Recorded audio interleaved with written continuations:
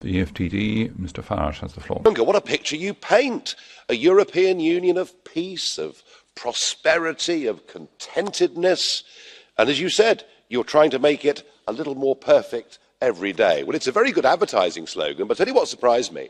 Since your last State of the Union speech, there's been a seismic political event in Europe, perhaps one even on a par with Brexit. Italy, a founding member of the Union, the third biggest economy in the Eurozone, now has a coalition government between the Five Stars and Malaga that is polling over 60% of the vote and is posing a direct challenge, both in terms of the management of the Eurozone and indeed how the migration crisis is handled. You made no acknowledgement of that at all. No acknowledgement of the populist revolt that is sweeping through virtually every single member state. Instead, you're to carry on regardless. And I noted your continued use of the phrase sovereign Europe. What you're talking about is a deeper centralisation of power, a centralisation of power in terms of Europe's foreign policy, a centralisation of power, as you first laid out last year, in terms of building a European army, more power at the centre for taxation. All of this, of course, meaning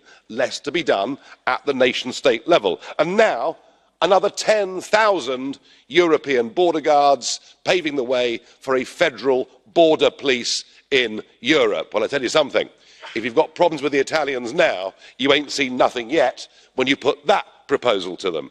But it's all about centralisation. Power, power, power. But here's the funny thing.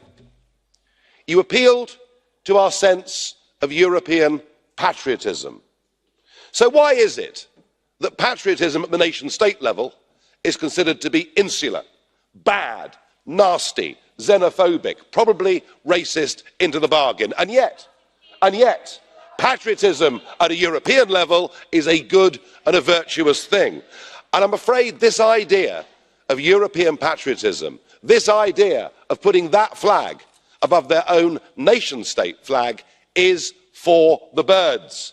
People do not have a profound sense of European identity. They have a sense of national identity. And in a way, that is the great dividing line between your vision of Europe and that, increasingly, that is being said by the electors. We wish to live in nation-states. Now, on Brexit, Mr. Juncker, on the Irish border, already there are huge differences between the north and the south, differences of politics, of tax, of currency and of law, and we manage.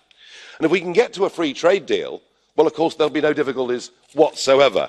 And I thought you had some very positive things to say. You said our vote to leave was a vote to leave the single market and its associated parts. I agree with you. Quite why Mrs May at Chequers wants to opt back into much of it, I don't know.